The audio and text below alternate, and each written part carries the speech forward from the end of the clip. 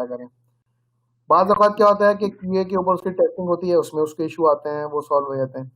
बाद औक़ात क्या होता है कि QA से भी वो ओके हो जाता है, लेकिन जब वो लाइव पे आता है तो वो चल नहीं पा रहा होता, ये डिप्लॉयमेंट फेल हो जाती है। तो वहाँ पर एक जंग होती है। वो जंग क्या होती है कि यार मेरी मशीन पे सही चल रहा है और आपके पास चल रहा है। ये बहुत कॉमन प्रॉब्लम है जो हमें एक रियल एनवायरनमेंट के अंदर आता है कि यार जो है डेवलपमेंट मशीन जो है, इसके ऊपर जब मैंने चेक किया तो हर चीज़ है बिल्कुल सही चल रही थी, लेट पे QA पे भी चल रही थी, डिप्लॉयमेंट में नहीं चल रही। ठीक है, तो वहाँ पर ये मसले आते हैं। और जो डिप्लॉय करने वाला बंदा है, ऑपरेशन का कह लें आप उसको, उनकी और डेवलपमेंट की इस बात पे बहुत समझ लें क्या क्या हो सकता है। ठीक है, प्रॉब्लम क्या होता है? प्रॉब्लम ये होता है कि आपका जो डेवलपर है वो एक ऐसी मशीन पे काम कर रहा होता है जो कि एंड यूज़र की मशीन है, जिस पे हो सकता है विंडोज़ अपडेट भी हो, वो मुख्तलिफ किस्म के सॉफ्टवेयर भी इंस्टॉल कर रहा हो, वगैरह वगैरह। जबकि जो सर्वर्स मशीन होती हैं उसको ख़ास तौर पे जो है ऑटो अपडेट पे नहीं रखा जाता, और अगर अपडेट भी करना होता है तो उसको एक मखसूस इंटरवल के बाद करते हैं, फिर वगैरह वगैरह। इस तरह के बहुत सारे उसमें मसले होते हैं, और एक्स्ट्रा या फालतू कोई भी सॉफ्टवेयर उसमें कोशिश होती है कि इंस्टॉल ना हो। तो प्रॉब्लम क्या आती है कि डेवलपर की मशीन पे कोई ऐसी डिपेंडेंसी इंस्टॉल होती है जो कि जो डिप्लॉयमेंट वाला सर्वर है उसके ऊपर वो अवेलेबल नहीं होती। ठीक है, तो जब वो चीज़ डेवलपमेंट की मशीन पे तो सही चल गई क्योंकि उसकी डिपेंडेंसी तो मौजूद थी, लेकिन रन टाइम जो डिप्लॉयमेंट वाले सर्वर पे गया तो वहाँ पे इसलिए नहीं चल पा रहा कि उसमें वो डिपेंडेंसी नहीं। इस तरह के मसले होते हैं। दूसरी एग्जाम्पल में ये भी देख, डेवलपर के पास मशीन जो भी वर्जन होता है जिस सॉफ्टवेयर को वो यूज़ कर रहा है वो डिफरेंट होता है, मशीन के ऊपर कुछ और होता है। इस तरह के मसले आते हैं। ठीक है, तो इस तरह के जो भी इश्यूज हैं इनको सॉल्व करने के लिए हमारे पास एक जो टूल है वो डॉकर है। डॉकर क्या होता है कि Docker अपनी मशीन अपने जो भी सॉफ्टवेयर इंस्टॉल किए उनको यूज करके वो चीज रन करके उसके लिए बेस्ट डॉकर के ऊपर इमेज बनाए और उस इमेज के ऊपर टेस्टिंग। इमेज के ऊपर टेस्टिंग करने का मतलब ये होता है कि आपने जिस चीज को टेस्ट किया है ना, एज इट इज वही चीज आगे जाएगी अपनी डिपेंडेंसीज को लेकर। ये डॉकर की खूबसूरती है। मतलब अगर उसको जावा का 1.5 वर्जन चाहिए मिसाल के तौर पर, तो हो सकता है डेवलपर की मशीन पर एक या एक से ज्यादा वर्जन इंस्टॉल हो, उसने किसी और को यूज कर लिया। ठीक है ना, लेकिन डॉकर के अंदर जब वो काम करेगा तो वो डिपेंडेंसीज उसकी उसके अंदर मेंशन्ड होंगी या इंस्टॉल्ड होंगी, और वही डॉकर की फाइल या डॉकर का इमेज अगले तमाम स्टेजेस में जाएगा, चाहे वो QA का इन्वायरमेंट हो या UAT का हो या लाइव का। तो इससे हमें क्या फायदा होता है कि ये जो डिपेंडेंसीज के इश्यूज आते हैं कि मेरा मसला नहीं है तुम्हारा मसला है, या मेरे पास सही चल रहा है तुम्हारे पास सही नहीं चल रहा, तो ये चीजें इससे खत्म हो जाती हैं। ठीक है, और मैं तो जैसे सब भी जानते हैं कि हमारे पास पुराने इन्वायरमेंट में जब हम लोग साथ थे तो वहाँ पे ये होता था कि जब हम बैंक में थे तो डेवलपर की तरफ से ये आता था कि भाई मेरे पास सही चल रहा है, तो मेरा एक ही जवाब होता था कि कोर बैंकिंग जो है डिप्लॉयमेंट सर्वर के ऊपर से निकाल के तुम्हारे लैपटॉप पे डाल के चला देते हैं। तो ऐसा तो पॉसिबल नहीं है ना। तो अगर आपके सिस्टम पे चल रहा है तो उसकी कोई हैसियत नहीं है मेरे हिसाब से, जब तक कि जहां पर इसको एक्चुअल में चलना चाहिए था वहां पर ये चले। ठीक है, तो डॉकर जो है एक तो ये ओपन सोर्स भी है, कम्युनिटी एडिशन भी आता है और एंटरप्राइज एडिशन भी आता है। इसमें 2 एडिशंस होते हैं। अच्छा, तकरीबन 90% जो चीज़ें कम्युनिटी एडिशन के अंदर है वो सारी चीज़ें एंटरप्राइज एडिशन के अंदर होती हैं। कुछ एक्स्ट्रा चीज़ें आ जाती हैं जिसकी वजह से वो एंटरप्राइज एडिशन कहलाता है। अच्छा, ये इसकी इनिशियल रिलीज कब हुई थी? और डॉकर्स कंटेनर जो है वो बहुत लाइट वेट होते हैं। ठीक है, इस लाइन को लिखने का पर्पस ये है कि नॉर्मली हम VMs के ऊपर डिप्लॉयमेंट वगैरह कर रहे होते हैं। डॉकर जो है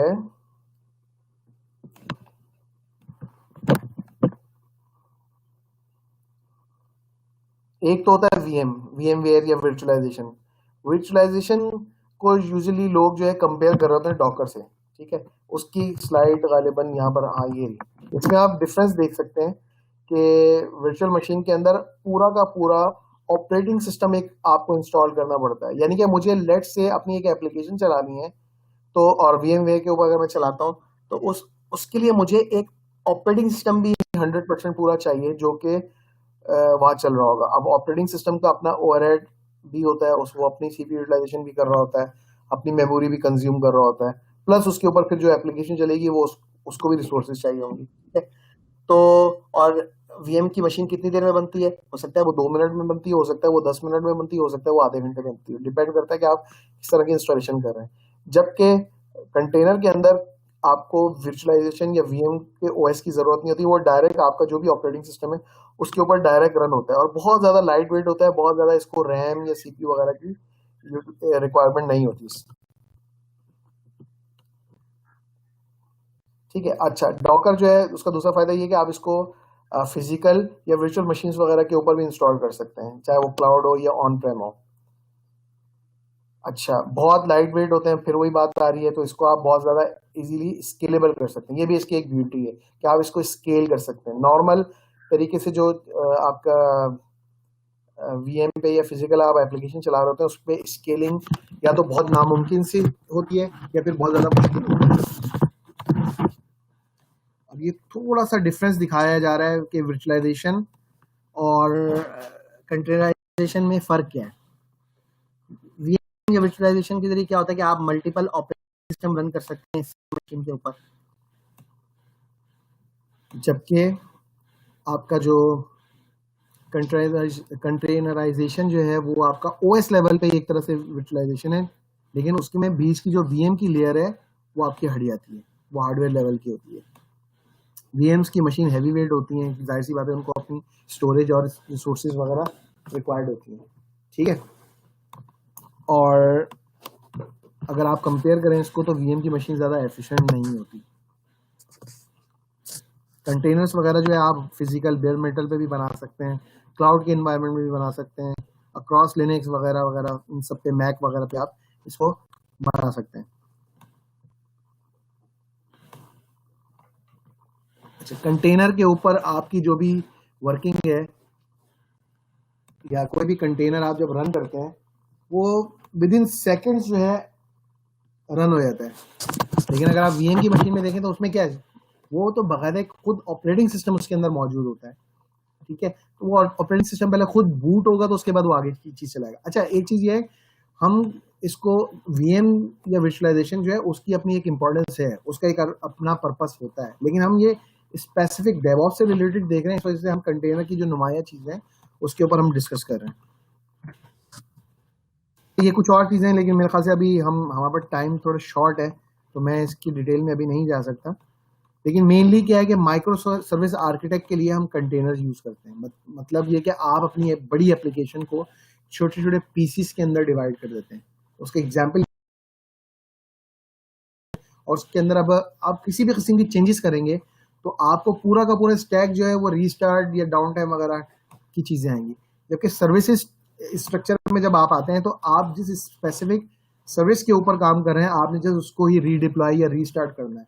और ये हम पिछली स्लाइड में पढ़ चुके हैं कि कंटेनर जो है विद इन सेकेंड्स से पहले पहले वो रीस्टार्ट या रीडिप्लॉय हो जाता है, तो आपका डाउन टाइम तकरीबन बहुत ज्यादा कम हो जाता है इसमें। ये एग्जाम्पल मैं बता चुका हूँ ये मेरी मशीन पे चल रहा है, it works on my machine. ये माइक्रो सर्विस का एक और एडवांटेज ये है कि आप डिफरेंट वो लैंग्वेजेस में भी आप क्रिएट ये कर सकते हैं। सपोज 4 उसके मॉड्यूल है, एक डॉटनेट पे, एक जावा पे, एक किसी और पे, तो चारों को आप डॉकर के थ्रू, कंटेनर के थ्रू इसको कर सकते हैं।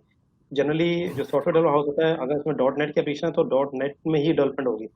इसमें मुख्तलिफ लैंग्वेज में डिजाइन होती है एप्लीकेशन, एक में भी कर सकते हैं, उसे डिफरेंट उस पर भी आप कर सकते हैं और फिर इसको डॉकर के थ्रू पुश कर सकते हैं। ये माइक्रो सर्विस अच्छी एग्जांपल है।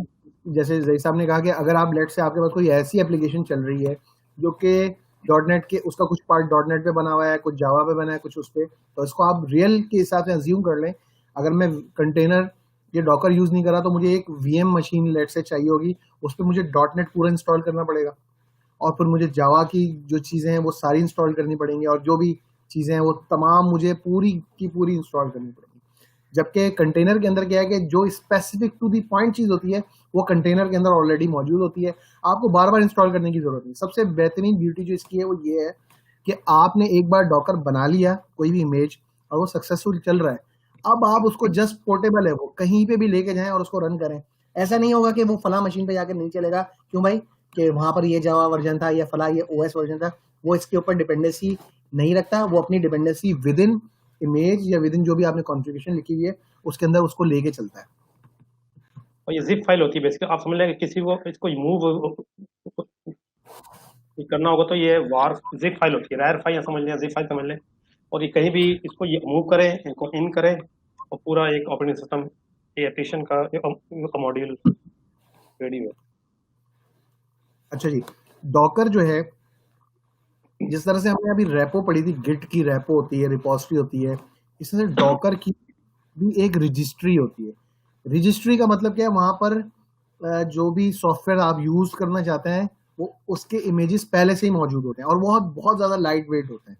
मिसाल के तौर पर मुझे इंजन के ऊपर कोई काम करना है, तो बजाय इसके कि मैं इंजन का सॉफ्टवेयर डाउनलोड करूं, फिर उसको कॉन्फ़िगर करूं, फिर उसके ऊपर डिप्लॉय करूं, ये काम मैं डॉकर के जरिए एक सिंगल फाइल लिखूंगा और मैं लिख दूंगा भाई कि ये डॉकर इंजन का इमेज लेकर आ जाओ और इस पर ये काम कर देना।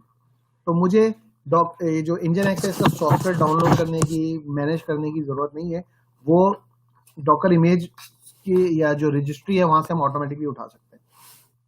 इस तरह से माई एसक्यूएल पे आपने काम करना है, लेट्स से आरडीबीएमएस पे, तो आपको माई एसक्यूएल का सॉफ्टवेयर डाउनलोड करने की जरूरत नहीं। आप जस्ट एक लाइन लिखेंगे कि मुझे माई एसक्यूएल चाहिए, प्लस कौन सा वर्जन चाहिए ये भी आप उसमें लिख देंगे। आपने लिख दिया 5.6 चाहिए फॉर एग्जाम्पल, तो वो ऑटोमेटिकली यहाँ से इमेज उठाएगा और वो आपके पास लेकर आ जाएगा, और वो आपको खुद से इंस्टॉल करने की जरूरत नहीं है। और वंस आप उसको जब पुल करेंगे या आपकी मशीन पर वो आ जाएगा, उसके बाद नेक्स्ट टाइम अगर आप उसको बंद कर रहे हैं, खोल रहे हैं, तो वो ऑलरेडी आपकी मशीन के ऊपर मौजूद है। अब आपकी जो नेक्स्ट कमांड है, अगर इनकेस आप कोई ऐसे चलाते हैं तो उसको वो लोकली ही अपने पास से ही बिल्ड कर देगा। आपको बार बार उसको डॉकर के रजिस्टर से उठाने की जरूरत नहीं। मुझे जावा के ऊपर कोई एप्लीकेशन चलानी है लेट से, तो मैं डॉकर की एक फाइल बनाऊंगा, जैसे ये एग्जांपल में दिखा रहा है कि डेवलपर जो है वो डॉकर फाइल के अंदर अपनी अपनी जो भी रिक्वायरमेंट है वो लिखेगा। जैसे वो रन करेगा तो उसमें लिखा होगा मुझे फला इमेज चाहिए, तो वो नेट से ऑटोमेटिकली उठकर आ जाएगा।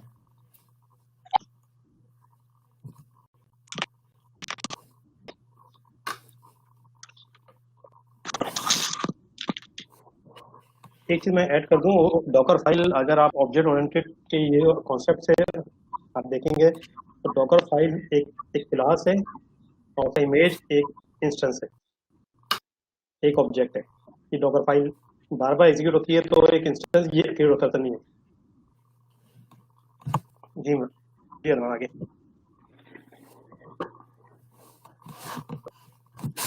एक डेफिनेशन रजिस्ट्री क्या होती है, वहां पर क्या है, लेयर क्या है। डॉकर के जो कंटेनर जो रन टाइम होता है वो रीड ओनली लेयर के ऊपर बना होता है, और उसके ऊपर लास्ट लेयर जो रन हो रही होती है वो रीड राइट मोड की होती है। यानी कि इमेज जो रन हुआ है वो वंस एक बार बन चुका उसी पोजीशन रहेगा, और उसके ऊपर अगर आप एक्स्ट्रा कोई काम करेंगे तो वो कंटेनर की एक और लेयर बना देगा इन केस अगर रिक्वायरमेंट है। लेकिन हम मोस्टली इन्वायरमेंट में जो काम करते हैं उसमें हमें डॉकर की मैक्सिमम रीड ओनली मोड पे ही यूज करना होता है। कुछ रिक्वायरमेंट्स हम देखेंगे कोर्स के अंदर की जिसमें हमें राइटिंग करनी है, फॉर एग्जांपल लॉगिंग करनी है, हमें कौन सा टूल था, या मेन चीज डेटाबेस के ऊपर हमें काम करना है, तो उसके अंदर फिर हमारे पास वॉल्यूम का ऑप्शन आ जाता है। ये स्क्रीन में भी हम देख सकते हैं। वॉल्यूम क्या है, डॉकर का कंटेनर अगर आपने बंद कर दिया या डिलीट कर दिया लेट से, तो उसके अंदर जो भी चीजें सब खत्म हो गई, वो इमेज से दोबारा बिल्ड करेंगे तो दोबारा बने।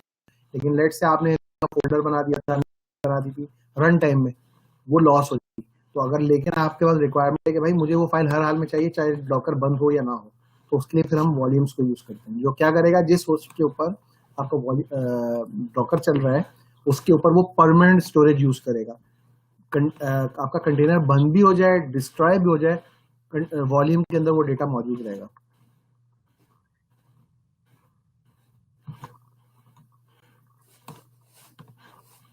जैसे एग्जांपल है, अगर आप कंटेनर बनाएं और जितने भी आप जॉब अब बना रहे हैं वो बनाएं, तो जब भी दोबारा वो जंकिन सेटअप होगा तो वो जॉब्स उसके बाद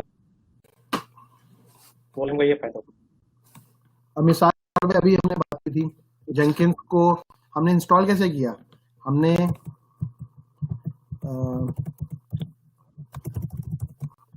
कुछ कमांड्स लिखी थी जेंकिंस की, ये इतनी लंबी चौड़ी कि पहले ये रेपो लेकर आओ, फिर अपडेट करो, फिर जावा डालो, ये बहुत सारी कमांड्स हैं, ठीक है।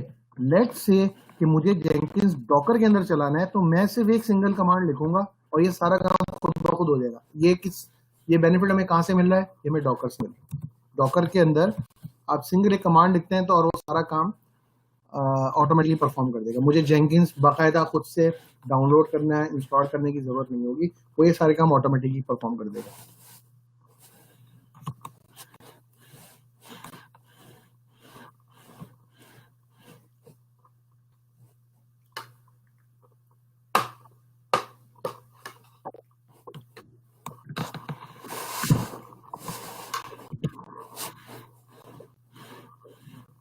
ये वॉल्यूम की डेफिनेशन भी परसिस्टेंट डेटा के लिए, अगर आप परसिस्टेंट डेटा वगैरह आपको रिक्वायर्ड है तो देन आप वॉल्यूम्स यूज करते हैं। इसके अलावा नेटवर्क्स का ऑप्शन है डॉकर के अंदर, वो क्या है, जब एक से ज्यादा डॉकर चल रहे हैं तो आप क्या चाहते हैं कि एक डॉकर दूसरे डॉकर से बात कर सके या ना कर सके, कि डॉकर को बाहर से कोई एक्सेस कर सके या ना कर सके, ये सारी जो भी रिक्वायरमेंट है वो डॉकर नेटवर्क के जरिए आती है। डॉकर जब भी रन होता है आप उसको ये समझ लें कि वो एक छोटा ओएस चल रहा है। जब ओएस चल रहा है तो उसकी एक अपनी आईपी भी होगी और वो किसी एक पोर्ट पे लिसन भी कर रहा होगा। तो ये सारी कॉन्फ़िगरेशन नेटवर्क रिलेटेड होती है।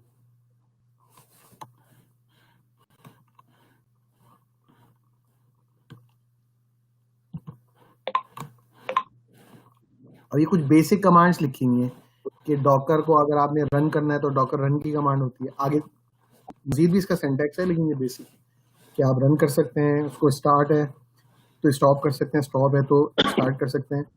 बिल्ड का मतलब ये होता है कि आपने कुछ कस्टम चलाना है, मतलब एक तो है कि आपने रिपोजिटरी या रजिस्ट्री से एक इमेज उठा लिया, लेकिन आपने मजीद उसके अंदर कोई चेंजेस करवानी है, तो उसके लिए फिर आप बिल्ड करवाते हैं कि भाई ये इमेज तो तुमने ले लिया, अब इस इमेज के अंदर फला फला मेरी रिक्वायरमेंट है, उसके मुताबिक इसको चलाना।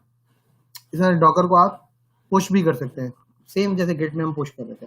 और एक और ऑप्शन, अच्छा भी ऑप्शन है डॉकर सर्च का, जिसका मतलब क्या है, लेट से मुझे कोई इमेज का नाम नहीं पता, जब तक आप एग्जैक्ट इमेज का नाम नहीं बताएंगे ये वहां से लेकर नहीं आए, तो आप डॉकर सर्च की कमांड के लिए आगे जब लिखेंगे तो उस नाम से रिलेटेड जो भी डॉकर का इमेज अवेलेबल होगा वो आपको लिस्ट में दिखा देगा कि भाई ये नाम इसमें मौजूद है। डॉकर कमिट भी इसके अंदर मौजूद है। डॉकर कमिट ऑलमोस्ट जैसे गिट कमिट है कि आप जो भी चेंजेस करते हैं तो इंक्रीमेंटल चेंजेस भी आपके पास मौजूद है। नया इमेज बनाना है, एक इमेज से आपने कंटेनर चलाया और कंटेनर के अंदर आपने कोई चेंजेस किए, तो मैंने अभी बताया था कि अगर आपने कंटेनर डिस्ट्रॉय कर दिया, लेट से इमेज से आपने कंटेनर चलाया, कंटेनर के अंदर आपने 5 फोल्डर बनाए थे, तो कंटेनर को अगर आपने स्टॉप करके स्टार्ट किया तो वो आपको मिलेंगे क्योंकि वो कंटेनर मौजूद है। लेकिन कंटेनर को अगर आपने डिलीट कर दिया तो उसका मतलब है वो जो 5 फोल्डर बनाए थे वो डिस्ट्रॉय हो जाएंगे। लेकिन मैं चाह रहा हूँ कि वो जो कंटेनर के अंदर 5 फोल्डर बने वो भी मेरे पास परसिस्टेंट रहे। एक तो वो था कि मैं डेटा सेव कर लूँ, एक कंटेनर की मैं करंट जो भी कंडीशन है या जो भी चेंजेस हैं वो भी मेरे पास रहे, तो उस कंटेनर से भी आप इमेज बना सकते हैं। ये सिंपल वर्ड में इमेज से कंटेनर बनता है, रन टाइम होता है कंटेनर उसको कहते हैं, और कंटेनर से आप नया इमेज दोबारा से बनाना चाहें तो वो भी बना सकते हैं। ये इसकी इंस्टॉलेशन दिखा है, इंस्टॉलेशन कैसे होगी और मजीद कुछ चीजें इमेज से रिलेटेड। अच्छा, ये बहुत सारी चीजें मैं अब हम इस मेरे ख्याल से हमारे पास टाइम भी शॉर्ट हो गया तो हम इसका प्रैक्टिकल गालिबन नहीं कर पाएंगे। बहरहाल ये कमांड जितनी भी हैं, मजीद इसके अलावा भी बहुत सारी हैं जो हम जब इसको एक नॉर्मल जब कोर्स में करेंगे तो उसमें हम परफॉर्म करेंगे। एक एग्जांपल मैं दिखा देता हूँ, इसमें ये जो लिखा है डॉकर रन -d नेम इंजनएक्स और रीस्टार्ट की पॉलिसी किस पोर्ट पे चले, ठीक है, मेमोरी कितनी यूज करे और मिनिमम कितनी रिजर्व रखे, ठीक है।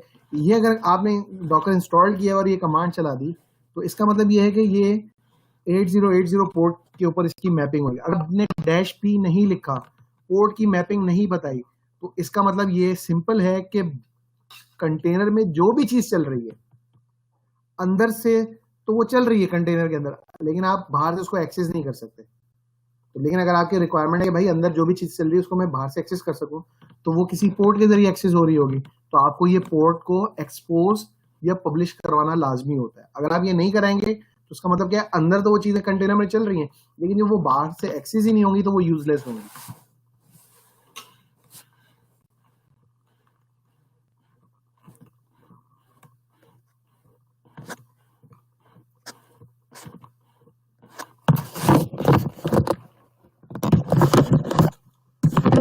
इसमें कोई क्वेश्चन और?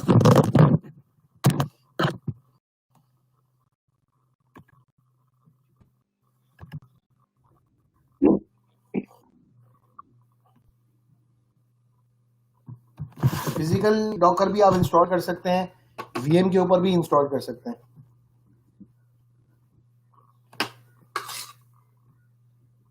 अच्छा, डॉकर में भी क्लस्टर बनाने का ऑप्शन भी है, लेकिन एडवांस क्लस्टर जो है वो क्यूबरनेटी कहलाता है, जो ज़हीर साहब इसको प्रेजेंट करेंगे। लेकिन हमारे कोर्स में डॉकर स्वॉर्म का भी एक ऑप्शन है, जो बेसिक टाइप क्लस्टर का डॉकर खुद ऑप्शन देता है, वो स्वॉर्म कहलाता है।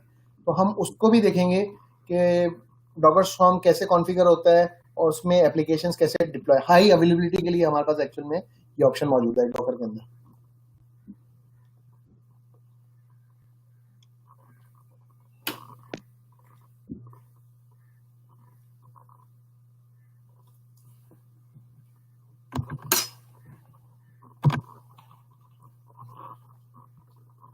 क्वेश्चन किसी का? डॉकर डेमन एक लिखा है, वो प्रोसेस से रिलेटेड है। हम जब डिटेल में इसमें जाएंगे, उसके प्रोसेस के ऊपर जब हम बात करेंगे एक्चुअल नॉर्मल कोर्स के अंदर, तो वो फिर ये चीज डिस्कस हो जाएगी।